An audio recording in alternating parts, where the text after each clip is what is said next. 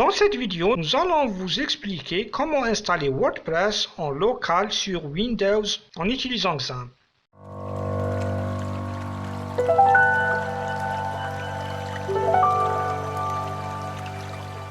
Dans cette vidéo, nous allons voir ensemble les points suivants. Premier point, télécharger les fichiers WordPress du site www.wordpress.org. Deuxième point, créer un répertoire dans le dossier cxampp, htdocs et copier les fichiers de WordPress dedans. Troisième point, lancer l'installation et créer la base de données WordPress sur localhost. Dans un premier temps, rendez-vous sur le site www.wordpress.org. Cliquez sur le bouton Get WordPress. Une fois arrivé à la page de téléchargement, vous cliquez sur Download WordPress. Le téléchargement se lance. La dernière version de WordPress proposée est 5.5.1. Elle pèse 13,4 mégaoctets. Une fois le téléchargement terminé, on ouvre l'explorateur de fichiers au répertoire de téléchargement. On copie le fichier zip dans le presse-papier. On se déplace au répertoire cxampp htdocs et on colle le fichier copié précédemment. Pour rappel, htdocs est le répertoire de publication de nos sites sur le localhost. Vous pouvez suivre la vidéo sur l'installation de XAMPP sur Windows et Linux. Je vous laisse le lien dans la description.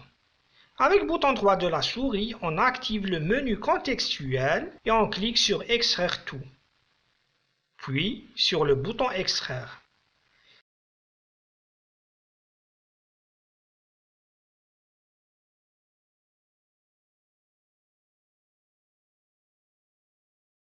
Une fois l'extraction terminée, on accède au répertoire décompressé, puis au répertoire WordPress. On trouve dedans tous les fichiers du CMS WordPress. On coupe tout le contenu du répertoire dans le presse-papier. On se déplace au répertoire htdocs et on crée un nouveau répertoire. On le nomme Formation WordPress.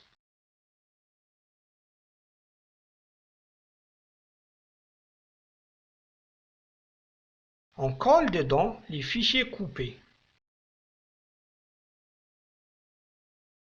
Maintenant, on peut supprimer le dossier d'extraction et le fichier téléchargé.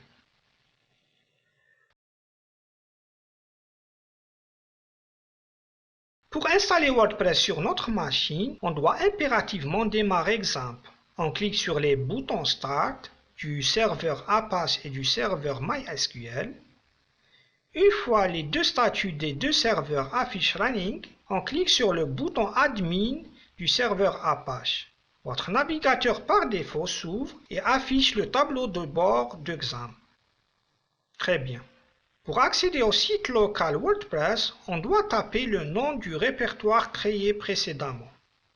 On tape juste après localhost, formation WordPress.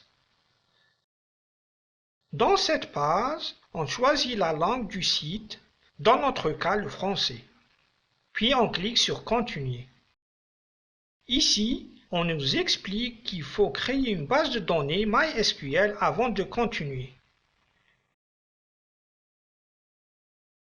Pour cela, on ouvre une nouvelle page, on tape dedans localhost pour avoir le tableau de bord de XAMPP. Une fois c'est fait, on clique sur phpMyAdmin.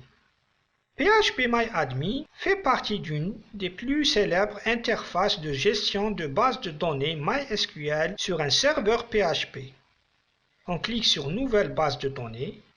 On saisit le nom de la base de données. Dans notre cas, j'ai choisi BD Formation WordPress. L'encodage, vous pouvez le laisser par défaut. De ma part, je préfère utiliser l'encodage UTF-8-8 général-CI. Une fois terminé, on clique sur Créer. Dans l'onglet Privilèges, on remarque qu'il existe un seul utilisateur, root, et il a tous les privilèges. On retourne à la page d'installation de WordPress et on clique sur C'est parti. Dans le champ de la base de données, on saisit BD Formation WordPress. Pour l'identifiant, on saisit root. Le mot de passe, on laisse vide. Adresse de la base de données, on laisse à localhost. Préfixe des tables, on peut mettre un préfixe de plusieurs lettres suivi d'un tiret de 8, mais je préfère laisser le préfixe par défaut. Une fois terminé, on clique sur Envoyer. Un message nous informe qu'on a passé la première partie de l'installation et que WordPress peut communiquer avec sa base de données. On clique sur Lancer l'installation. Dans cette page, on remplit les informations nécessaires pour installer notre site WordPress. On commence avec le titre du site, l'identifiant de connexion à l'administration du site, le mot de passe de l'identifiant. On confirme l'utilisation d'un mot de passe faible. On saisit notre email. Pour notre test, on coche la case Demander au moteur de recherche de ne pas indexer ce site et on clique sur Installer WordPress. L'installation peut prendre quelques minutes ou patienter. Très bien. Une fois WordPress installé, un message nous informe que l'installation s'est déroulée avec succès et qu'on pourra se connecter à l'administration du site par l'identifiant et le mot de passe déclaré précédemment. On clique sur Se connecter. Ceci est la page de connexion à l'administration de votre site. Je vous conseille de la mettre dans les favoris ou de mémoriser son adresse. Dans cette page, on tape notre identifiant et mot de passe.